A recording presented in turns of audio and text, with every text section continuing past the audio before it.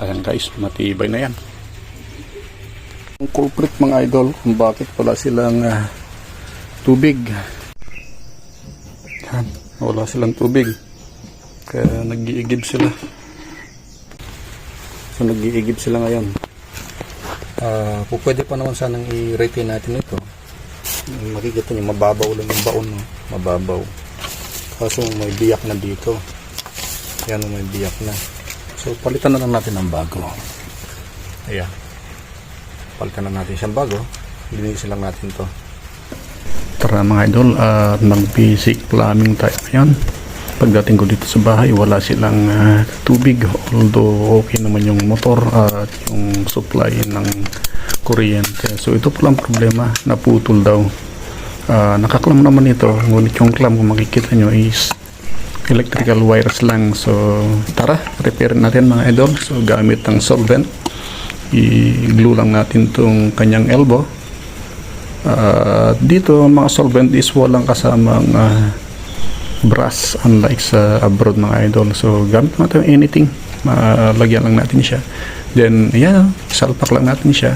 So much better kung i-twist natin ito.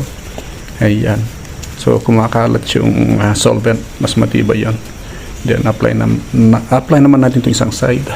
So ito yung pinaka madaling trabaho ng mga plumber. Parang sa electrician, palit bulb lang. Kami naman is carga free yun. Ganun lang yung mga idol, kanya-kanyang skill, kanya-kanya tayo ng linya.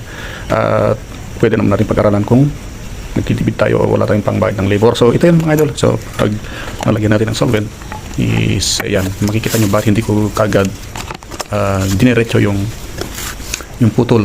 Ayan, nakikita nag-umpisa ako parang alas 9, tapos ginawa ko siyang alas 12. So, ang purpose nun para maikalat natin yung solvent at sa ganung paraan, titibay ang ating trabaho o yung ginagawa natin. Yan.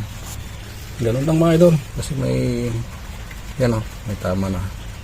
Palitan na lang. At kaklamp natin dito. Kaklamp din natin dito. Para nakasecure siya.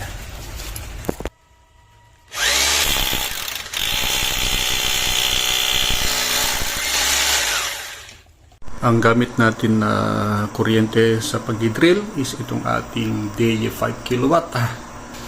At of course with 280 Ah na battery. Kalat-kalat at unorganized ang aking mga tools, kaya di ko nahanap yung aking tox. So, ang gamit ko rito is yung pencil. Pinakamadaling gamitin pencil kasi naka-shape na siya.